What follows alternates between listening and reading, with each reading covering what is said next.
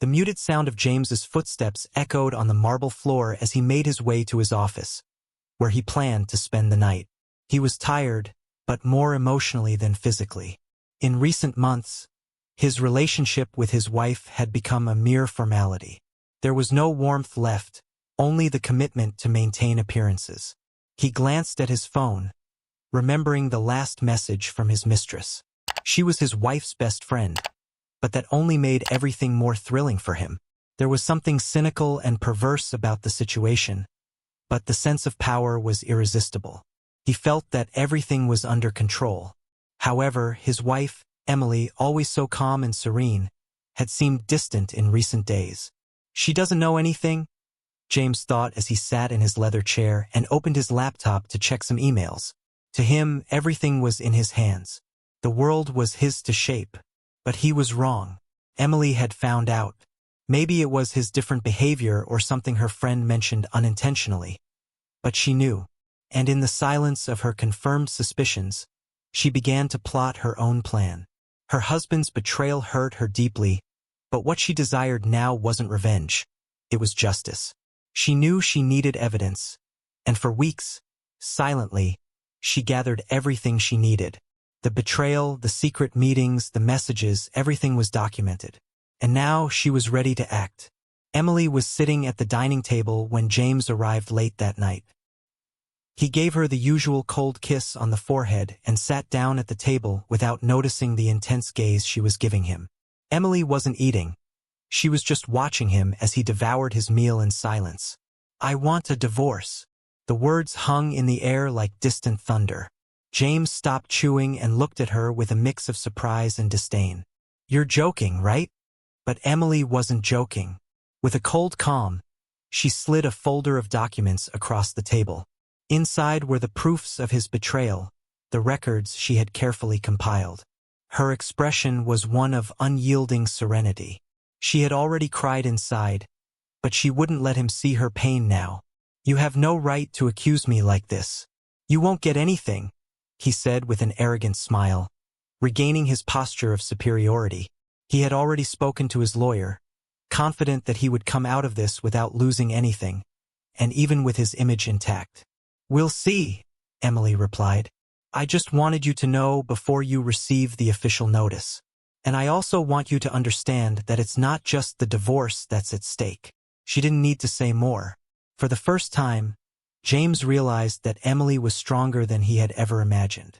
The idea of losing, of being confronted and humiliated, ignited his ego. He abruptly left the table, grabbing his phone. It was time to devise his own strategy, and he was certain he would come out victorious. Emily watched him leave the room, her heart racing, but her expression remained firm. The battle was just beginning. The next day arrived with a different weight for both of them. James, still confident, decided to call his lawyer early in the morning. He had always believed that money could solve anything, and this was just another problem to be eliminated. However, as he sat down for breakfast in silence, something bothered him. Emily's calm and composed demeanor the night before left him with a sense of insecurity he tried to push away. "She's just bluffing," he muttered to himself as he dialed his lawyer's number. "That's what women do when they're desperate."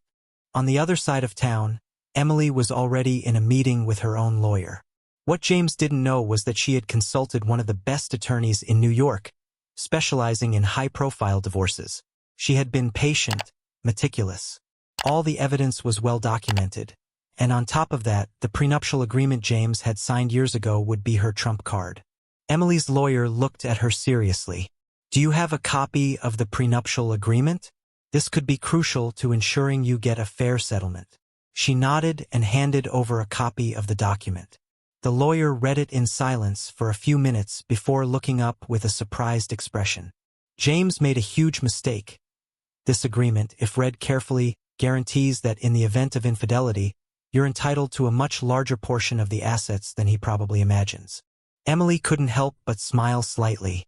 For the first time in weeks, she felt the power shifting into her hands. Meanwhile, in his own meeting with his lawyer, James was sticking to his arrogant narrative. "There's nothing to worry about. I've got everything under control. She's not getting anything." But despite his confidence, a shadow of doubt began to creep in.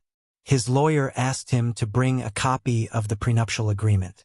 Without giving it much thought, James promised to send the documents the next day. It was just another formality. The day of the trial finally arrived. In the courtroom, the atmosphere was thick with tension. The large windows allowed sunlight to pour in, almost oppressively, as if everyone present was under intense scrutiny.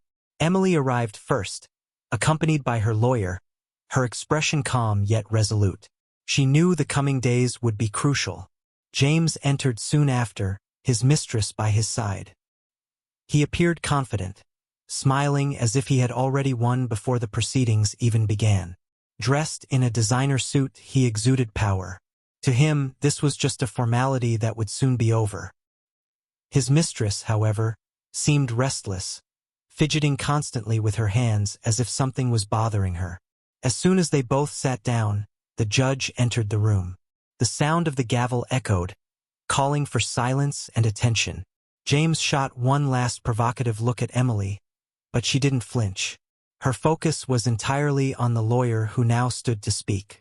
The trial began with the presentation of evidence, including messages and photographs proving the infidelity. James maintained the same confident expression, as if all of this was irrelevant. He knew the divorce would happen, but he was sure he would come out of it without significant losses. His plan had always been simple: discredit Emily, downplay the affair, and ensure that the division of assets would be minimal. However, the atmosphere in the room began to shift when Emily's lawyer presented the prenuptial agreement. At first, James rolled his eyes, as if it were just another unimportant document. But as the lawyer carefully explained the clauses, his smile began to fade. According to the contract, in the event of proven infidelity, Mrs. Emily is entitled to 50% of all assets acquired during the marriage, in addition to further compensation. James froze. He had never read the document that closely, confident it would never be necessary. The truth now hit him like a hammer, and for the first time he felt control slipping from his grasp. The courtroom fell into complete silence after Emily's lawyer revealed the terms of the prenuptial agreement. The ticking of the clock on the wall marked the seconds that felt like an eternity for James, whose face now displayed a mix of disbelief and restrained anger. He never imagined that the agreement he signed years ago, without paying attention to the details, would come back to destroy him. As Emily's lawyer continued to outline the clauses of the agreement, James shot a quick glance at his own lawyer, who nervously flipped through the documents. The tense expression on his lawyer's face was all James needed to realize he was in deep trouble. His mistress, who had sat confidently by his side up until that moment, began to shift uncomfortably in her seat. She knew this was a much bigger blow than they had anticipated. Meanwhile, Emily remained impassive. Her strength came not just from the desire for justice, but from the certainty that James was about to experience the bitter reality of defeat. "Your Honor," Emily's lawyer continued, "we not only have irrefutable evidence of the infidelity, but based on this agreement, Mrs. Emily is entitled to significant financial compensation, ensuring her stability after the divorce."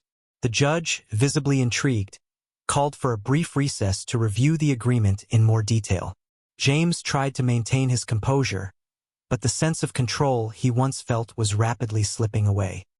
He whispered something to his lawyer, who simply shook his head in silence. There wasn't much they could do. During the recess, Emily left the room without looking back, while James sat motionless, staring into the void, trying to calculate the losses that now awaited him. His mind raced, searching for a solution, but nothing seemed to fix the situation he had put himself in. The recess ended, and everyone returned to the courtroom. The judge, with a firm posture and an impassive expression, resumed his seat and continued the session. He calmly looked at both sides before proceeding with the analysis of the prenuptial agreement. The validity of this agreement cannot be disputed, and the clauses presented here are clear and direct. The judge's voice echoed through the courtroom. "Mr. James, your behavior during the marriage, as evidenced by the documents presented, entitles Mrs. Emily to claim the assets stipulated in the contract." James's expression quickly shifted from disbelief to panic. He stood up abruptly, interrupting the judge. "This is absurd. She has no right to take what's mine." He could feel the control slipping from his grasp, something he was not prepared for. The judge remained unfazed, waiting for James to sit back down. "You will have your chance to respond at the appropriate time. Until then, I ask that you respect this court." The humiliation of being publicly reprimanded in a court that he thought he had under control was too much for James to bear. Feeling cornered, he whispered something urgently to his lawyer. But once again, the lawyer could only shake his head. There was nothing more to be done. James's mistress, who had sat beside him up until now, leaned slightly forward, as if trying to distance herself from the scene, realizing that things were spiraling out of control. She hadn't signed up to be with a man who might lose everything in one fell swoop. The trial continued, and James was forced to sit and listen, helpless, as Emily's lawyer laid out the financial implications of the affair. His assets, once seemingly untouchable, were now being discussed in terms of percentages and values that would go directly to Emily. Behind all his arrogance and power, for the first time James felt the bitter taste of being on the verge of an irreversible loss. Every word from Emily's lawyer was a stab at his pride. Emily watched him with the calm serenity of someone who knew that despite all the suffering, she had achieved something he never expected: victory. The days following the initial shock in court were a torment for James. The trial wasn't over, but the damage was already done. He desperately tried to find a way to reverse the situation. Endless meetings with his lawyer offered no hope. Every new attempt to appeal or challenge the prenuptial agreement hit the same wall. He had signed everything, and the affair, now public, was undeniable. His mistress, who had loyally stood by his side up until then, started to pull away. At first, it was excuses about commitments and meetings. Later, their encounters became infrequent. She, who had once enjoyed the status and financial security that their relationship offered, now began to realize that everything was crumbling. Her concerns about her social standing and the impending loss of stability made her restless. At home, the silence between them was deafening. James noticed, for the first time, that his mistress was emotionally distancing herself. "We're in this together, right?" he asked one night, trying to spark a conversation as they dined at an upscale restaurant. A desperate attempt to maintain appearances. She just gave him a half-hearted smile, without really answering. Inside, she was full of regret. She had been drawn to James for the power and what he represented. But now that he was losing everything, the charm had worn off. In her mind, the end was near, and she was already planning how to get out of the situation without damaging her own reputation. Meanwhile, Emily remained steadfast. Though the legal process was emotionally exhausting, she felt a strength she hadn't known before. Her lawyer, impressed by her clarity and determination, continued to fight by her side. The next few days would be decisive, but she knew that, regardless of the outcome, she had already achieved something important. She had proven that she wasn't the submissive, manipulable woman James thought she was. The day of the verdict finally arrived. The courtroom was packed with curious onlookers and members of the press, all eager to witness the outcome of this high-profile case. The air was thick with tension. Emily entered the room with her lawyer, showing no signs of the internal turmoil she felt. She knew that this moment would mark the end of a painful chapter, but also the beginning of her new life. James, on the other hand, appeared drastically different from the man who had entered the courtroom at the start of the trial. His face was tense, and his hands trembled slightly. He could barely look at Emily or the cameras of the press, which seemed to capture his every move, every breath. He knew that from this moment on, his life would change drastically, and he wasn't prepared for it. The judge entered the room, and the session began. There was an almost unbearable silence as everyone waited for the ruling. The judge looked at both parties, took a deep breath, and began reading the verdict. After thoroughly reviewing the presented evidence, the proof of infidelity, and the prenuptial agreement, this court rules in favor of Mrs. Emily. The impact of those words was immediate. James sat frozen, the shock plain on his face. He already knew the decision would go against him, but hearing those words spoken aloud was like being hit by a speeding train. The judge continued, Mr. James is hereby ordered to relinquish 50% of all assets acquired during the marriage, as stipulated in the prenuptial agreement, in addition to a settlement for emotional damages. James opened his mouth to speak, but no words came out. He glanced at his lawyer, who nodded, confirming that there was nothing more to be done. The courtroom was packed, and the cameras captured his helplessness as he tried to grasp the magnitude of his loss. Emily, on the other hand, took a deep breath. The sense of relief was immediate, though there was no joy on her face. She knew that, despite the victory, the process had been painful, and the emotional wounds would take time to heal. Still, for the first time in a long time, she felt like she had control of her life again. James left the courtroom with his head hung low, while Emily was surrounded by reporters. Her lawyer advised her not to make any statements, and she agreed. This wasn't a victory to flaunt. It was a quiet liberation. James walked out of the courtroom utterly devastated. The weight of defeat hung over him like a permanent shadow. The press, which had once treated him with respect, now ran headlines about his betrayal and fall from grace. He, who had always believed he was in control, now had nothing. Every part of his public image was being dismantled piece by piece. When he got home, he sensed something was wrong. His mistress wasn't there. He tried calling her, but his calls were ignored. It was as if she had vanished. Desperate, he left a message, pleading for her to come back, promising that they would find a way out of this. But deep down, he knew the truth. She had abandoned him. There was nothing left to offer her, and without the promise of a life of luxury and comfort, she had no reason to stay. The following days were even darker. The friends he thought would stand by him began to distance themselves. The doors that were always open for him were now shut. He found himself isolated, without money or support. The bills started to pile up, and the reality of his new situation hit him like a freight train. The money that had once seemed endless was now a dwindling resource. James had never prepared for a life without his fortune. As James sank deeper into despair, Emily was living in a completely different reality. The trial had granted her what was rightfully hers, and she began to rebuild her life. Though she still felt the pain of the past, she found strength in the justice she had received. The silence of the courtroom had brought her an unexpected sense of peace. She no longer had any contact with her ex-husband. Whatever he was going through was no longer her concern. The only thing that mattered now was her own recovery and the future she could finally shape without the shadow of betrayal and humiliation. The past was a closed chapter, and her ex-husband was a bitter lesson she had overcome. A few weeks after the verdict, Emily found herself in a moment of reflection. The divorce, which had been a source of anguish for so long, now felt like a distant memory.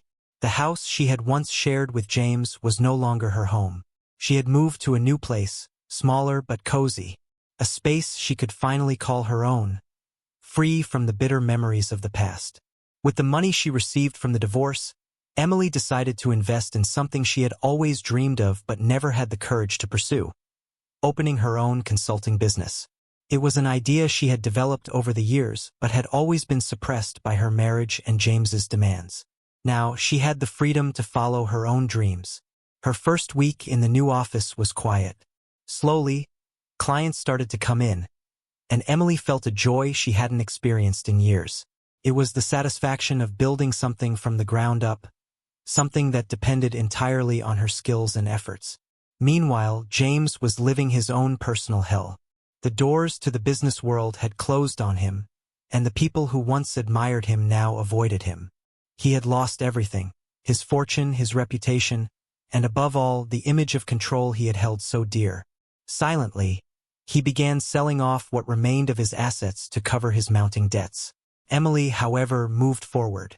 She knew the road ahead wouldn't be easy, but she was ready to walk it with confidence. For the first time in years, she felt like she had full control over her life. And so, with the legal victory and the rebuilding of her life, Emily closed a cycle of pain and betrayal. James, once full of arrogance, now faced the consequences of his actions. While Emily began to write a new chapter, stronger and more independent than ever.